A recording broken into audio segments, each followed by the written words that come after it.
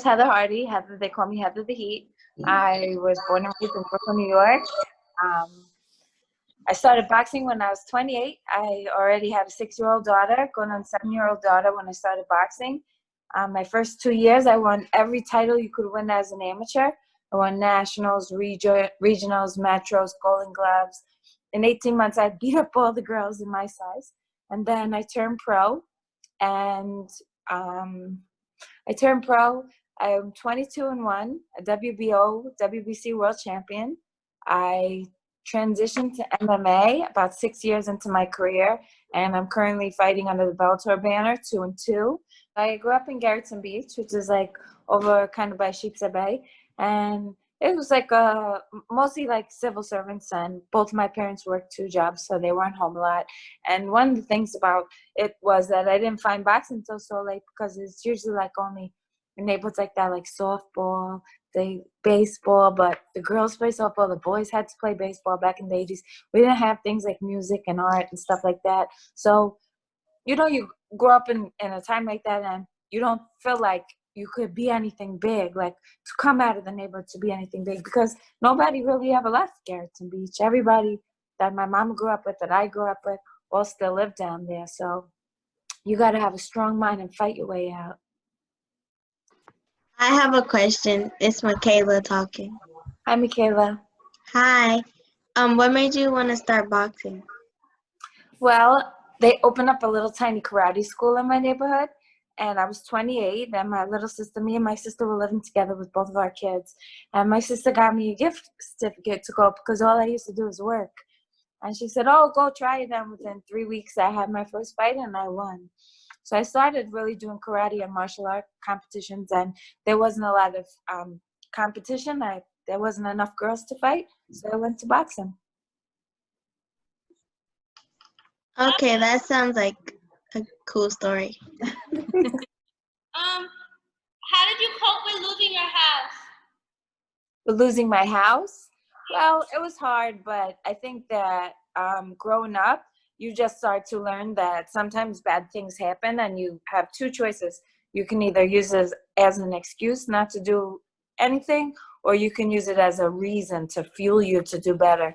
So when I lost my house, I had to send my daughter to family's house. I was living in the gym for a couple weeks. I had nothing, but I learned how to build myself back up, and I've had to do that a few times. So it's just a strong heart and a strong mind. Sure. I mean, it's super hard because, everybody wants to go out. Everybody misses their friends. Everybody misses, life the way it used to be.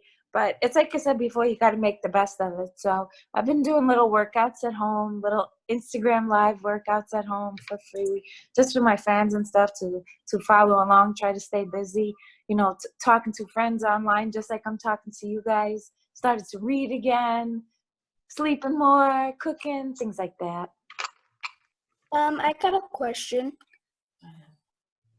Yeah. Do you have any things that you practice on for boxing? It's hard because I don't have anything at home in my apartment to practice, because my apartment is really, really tiny.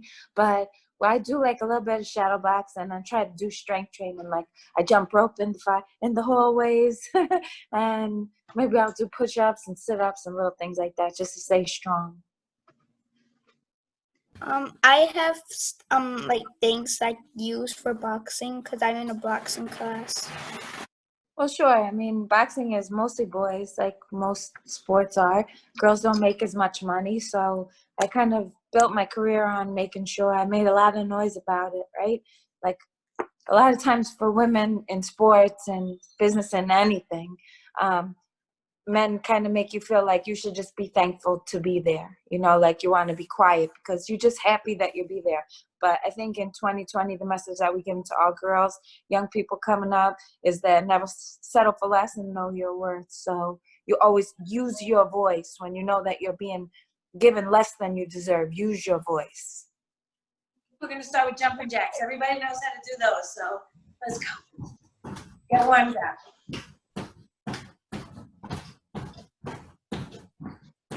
So next exercise we're going to do is a lunge.